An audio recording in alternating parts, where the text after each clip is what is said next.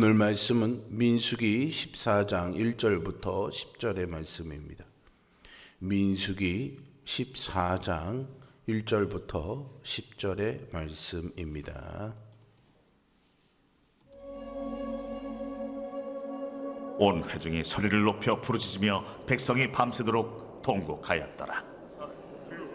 이스라엘 자손이 다 모세와 아론을 원망하며 온 회중이 그들에게 이르되, 우리가 애굽 땅에서 죽었거나 이 광야에서 죽었으면 좋았을 것을 어찌하여 여호와가 우리를 그 땅으로 인도하여 칼에 쓰러지게 하려 하는가?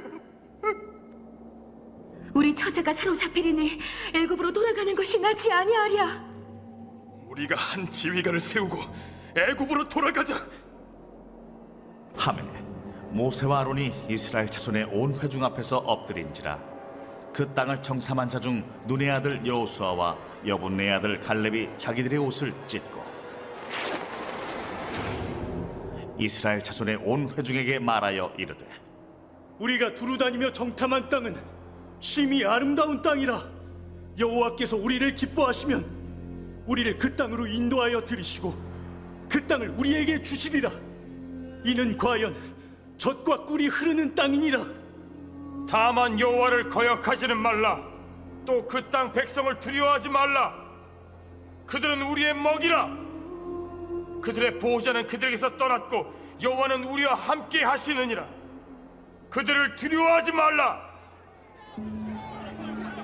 하나 온 회중이 그들을 돌로 치려 하는데 그때에 여호와의 영광이 회막에서 이스라엘 모든 자손에게 나타나시니라. 아멘. 사람이 하루에 말하면서 쓰는 단어가요, 약 25,000개에서 3만 개의 단어를 사용한다고 합니다. 이것을 책으로 엮으면요, 약 70쪽 분량이 되는데요. 우리가 매일 사용하는 말을 책으로 써 내려간다면 어떤 내용이 담길까요? 말에는 매우 큰 힘이 있습니다. 소망의 말로 사람에게 힘을 줄 수도 있고요. 또 설망의 말로 낙심시킬 수도 있죠. 오늘 우리가 읽은 민수기 14장은 말의 힘이 얼마나 큰지 아주 잘 보여주고 있습니다. 가나안 땅을 탐지했던 12 정탐꾼 중 10명은 매우 부정적인 보고를 했습니다. 그로 인해 이스라엘 백성 전체가 깊은 절망에 빠집니다. 이스라엘은 하나님의 의도를 오해했고 출애굽 이후 1년 반이 지나도록 계속해서 애굽으로 돌아가는 게 더 나았겠다라고 말해왔습니다. 그리고 오늘 본문의 배경이 되는 가데스 바네아에 이르러서는 절정에 달하게 되죠. 여기서 우리는 하나님을 믿고 따르는 사람과 자기 생각을 따르는 사람의 차이를 명확하게 볼 수 있습니다. 본문은 우리의 삶에서 불평과 불만을 멀리하고 감사의 책을 써 내려갈 것을 권하고 있습니다. 10명의 정탐꾼의 말을 들은 이스라엘 백성들은 극심하게 반발하기 시작합니다. 그들은 소리를 높여서 부르짖고 밤새도록 통곡하고 모세와 아론을 원망했습니다. 이스라엘 온 회중이 한 말을 살펴보면 이들이 얼마나 어리석은지 잘 알 수 있습니다. 그들은 차라리 애굽 땅에서 죽었거나 이 광야에서 죽었으면 좋았을 것이다 라고 말하면서 애초에 하나님의 의도는 자기들을 그 땅으로 인도해 칼에 쓰러지게 하는 것이라고 주장하죠. 이들의 말에는요, 상당히 중요한 진리가 내포되어 있는데 바로 죽는다는 것입니다. 원래 인생이란 죽게 되어 있습니다. 이스라엘 백성들이 애굽 땅에 있었으면 종노릇하다가 죽었을 것이고 가나안 땅으로 들어가지 않고 광야에 머물러 있어도 무의미한 시간을 보내며 죽게 되어 있죠.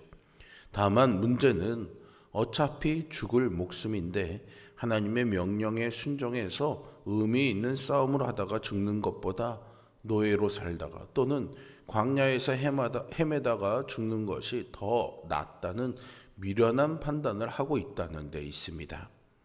하나님의 의도는 이스라엘에게 당신의 사역에 동참하게 하시고 가나안 땅을 주시는 것이었지만 그들은 하나님의 이런 의도를 전혀 믿지 않았고요. 하나님이 세우신 지도자들을 돌로 쳐 죽이려고까지 합니다. 모든 인간은 죽음을 향해 나아가고 있습니다.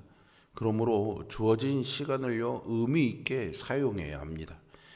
그러나 어리석은 자들은 무가치한 가치를 추구하는 데만 관심을 갖지요. 이스라엘 백성에게는 감사가 넘쳐야 했습니다. 더 이상 노예로 학대받지 않아도 되기 때문이죠. 어린 자녀가 눈앞에서 죽임당하는 비극을 겪지 않아도 됩니다. 그러나 이스라엘 백성은 오직 눈앞의 현실만 볼 뿐 과거에 대한 감사가 없었습니다. 현재 상황만 보느라 비참했던 과거를 돌아볼 여지가 없었기 때문이죠. 우리의 삶을 한번 돌아봐야겠습니다. 죽을 것 같은 고통을 주님이 지나가게 하셨죠. 나 혼자라는 외로움을 주님이 함께 하셔서 이기게 하셨습니다. 못 견딜 줄 알았는데 지금 와서 보니 견디고 지나왔습니다. 그야말로 찬송가의 가사처럼 지금까지 지내온 것이 주님의 크신 은혜였던 것이죠. 그런데도 자꾸 불평과 불만이 나오는 이유는 무엇일까요? 이스라엘 백성은 정탐꾼들의 보고를 듣고 통곡하며 원망과 불평, 불만을 쏟아냈습니다.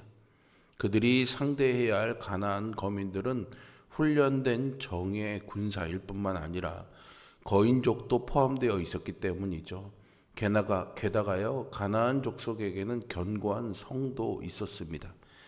그 땅을 정복하기는커녕 잡아먹히게 되리라는 것이 이스라엘 백성의 결론이었습니다. 하지만 그들은요, 가장 중요한 것을 잊고 있었습니다.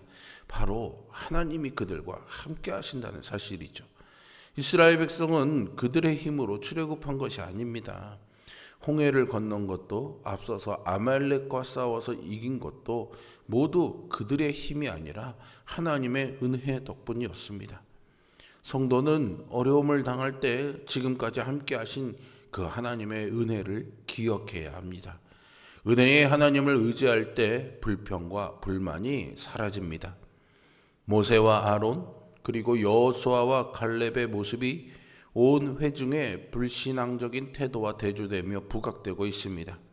모세와 아론은 회중이 소리를 높이고 울고 원망하는 모습과는 달리 엎드리는 모습을 보입니다. 이는 그들이 하나님을 의뢰했음을 알게 해줍니다. 여호수아와 갈렙은 옷을 찢고 회중에게 하나님의 의도에 대해서 강변하지요. 이들이 강조한 하나님의 의도는 이스라엘을 심히 아름다운 젖과 꿀이 흐르는 땅으로 인도해 들이시고 그 땅에 살게 하시는 것입니다. 이스라엘이 하나님의 의도대로 복을 누리는 방법은 아주 간단합니다. 여호와를 거역하지 않고 두려워하지 않으면 됩니다. 여호수아와 갈렙은 여호와께서 이스라엘과 함께 하실 것이므로 가나안 사람들은 이스라엘의 먹이가 될 것이라고 확신에 차서 말했죠. 여호수아와 갈렙의 주장에는요, 너무도 확실한 증거가 있었습니다.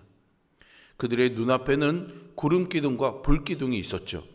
지금까지 그들을 매일 내리는 만나를 먹게 하는 하나님의 은혜가 있었습니다. 또 광야에서 상상할 수 없는 물의 공급을 받았고요. 고기를 먹고 싶다고 투정을 부리니 거의 1m에 가까운 높이로 메추라기가 하루길을 가야 되는 거리만큼 쌓이는 장면도 보았습니다. 따라서 하나님이 그들과 함께 하신다는 것을 절대로 부인할 수가 없었죠. 참된 신앙인은 이렇게 명백하게 존재하시는 하나님을 믿고 의뢰하는 사람입니다. 이스라엘 백성들은 과거의 은혜를 잊어버리고 현재의 두려움에 잠식당했습니다. 두려움에 눈이 가려진 그들에게는 하나님의 도움도 필요 없고 모세도 필요 없었습니다. 그러나 은혜 안에 있는 사람은 성령의 다스림에 순종하며 살아갑니다. 성령의 충만함을 잃을 때 우리의 삶에는 이렇게 스멀스멀 불평불만이 오르게 되어 있습니다. 반대로 우리가 불평불만의 언어를 우리 입에 담고 있다면 바로 성령 충만하지 않다는 반증이 되겠죠. 이스라엘 백성들이 불평불만을 품은 것은 현실적인 문제 때문이었습니다. 가나안 성은 방비가 잘 되어 있었고 성을 지키는 아낙 작손들은 거인이어서 그들과 싸워 이길 수 없다는 것이죠. 그런데 그들의 문제 제기는 불평불만과 함께 영적 문제로 옮겨갑니다. 처음 그들은 눈앞의 두려움에 슬퍼하며 통곡할 뿐이었습니다. 그런데 그 통곡이 곧 원망과 후회로 바뀌게 되죠. 그들은 거침없이 지도자인 모세와 아론을 원망합니다. 차라리 애굽이나 광야에서 죽었으면 좋았겠다고 하며 자신의 삶을 저주하죠. 그리고 다른 지도자를 뽑아서라도 애굽으로 돌아가자며 반역을 일으킵니다. 성령의 다스림에 불순종하면서 지금까지 받은 은혜를 아무 의미 없는 쓰레기처럼 만들었습니다. 그러나 성령 충만한 여호수아와 갈렙은 육신의 눈으로 가나안 땅을 바라보지 않았습니다. 성령 하나님이 함께 하신다고 부르짖었죠. 성도는 영적인 눈으로 우리와 함께 하시는 하나님, 성령 하나님을 바라봐야 합니다. 그리고 감사와 찬양으로 불만을 이겨내야 합니다. 가나안 땅 정탐 사건은 이스라엘 백성들의 불신앙과 완악함을 여지없이 보여준 사건이었습니다. 두려움에 빠진 이스라엘 백성들은 불평과 불만을 쏟아내죠. 그들은 낙심에 빠져 통곡했고 원망했고 반역했으며 여호수아와 갈렙을 죽이려고까지 했습니다. 그리고 하나님을 모욕하며 악을 더해갔죠. 믿음을 굳게 잡지 않으면 이렇듯 현실에 휘둘려 불신앙의 늪에 빠져들 수 있습니다. 하나님의 말씀을 붙잡고 불신의 마음을 물리치십시오. 그런데 똑같은 상황에서 주님의 은혜를 기억하고 성령 충만했던 여호수아와 갈렙은 승리를 확신했습니다.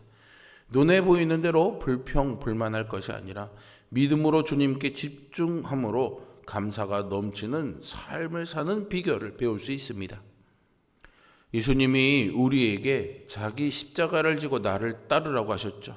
이렇게 말씀하신 의도는 주님과 함께 부활의 영광에 참여하게 하시려는 것입니다. 그런데 계속 세상으로 가려고 하고 있지 않습니까? 주님은 세상 끝날까지 우리와 함께 하겠다고 약속하셨습니다. 그러므로 그 약속을 굳게 믿고 하나님이 나와 함께 하신다는 사실을 신뢰하며 과거의 은혜를 기억하며 오늘의 고난과 형편에 매몰되지 아니하고 믿음으로 주님께서 우리에게 주신 자기 십자가를 지고 따르는 이 길에서 벗어나지 말아야 하겠습니다. 우리 모두가 주어진 현실 속에서 다 만족하고 다 감사하며 살아가기는 힘들겠지요. 하지만 그 형편이 어떠하든지 간에 하나님 나와 함께 하신다는 사실을 기억하며 오늘 정탐꾼의 말에 불평과 불만을 쌓아 영적인 반역을 한 이스라엘 백성들이 아니라 여호수아와 갈렙같이 하나님께 엎드려 신뢰하는 믿음으로 살아가는 우리 모두가 될 수 있기를 주님의 이름으로 축원드립니다. 기도하겠습니다. 사랑이 많으신 아버지 하나님, 이스라엘의 불순종과 원망과 불평 불만을 보며 혀를 차는 우리들이지만 우리도 그들과 다를 바 없는 연약한 죄인임을 고백합니다. 늘 감사의 말을 담아야 되고 신뢰의 마음으로 살아가야 된다는 것을 알지만은 오늘 이스라엘 백성들처럼 눈앞에 보이는 현실 앞에 무너지는 우리들입니다. 어려운 형편과 상황 속에서 낙담하고 실망하며 원망하고 심지어는 나 자신을 저주하기까지 불순종하는 우리들입니다. 하나님, 오늘 말씀 앞에 다시 한번 엎드리고 회개합니다. 우리의 연약함과 불순종을 긍휼히 여기시고 용서하여 주시옵소서. 눈앞의 상황에 매몰되지 아니하고 여호수아와 갈렙과 같이 하나님 주신 약속을 붙잡고 신뢰하며 오늘도 견디어내고 이겨내는 그 힘 주시는 하나님과 함께함으로 말미암아 어려운 상황 속에서도 소망을 가지고 내일을 향해 천성을 향해 가는 우리 모두가 되는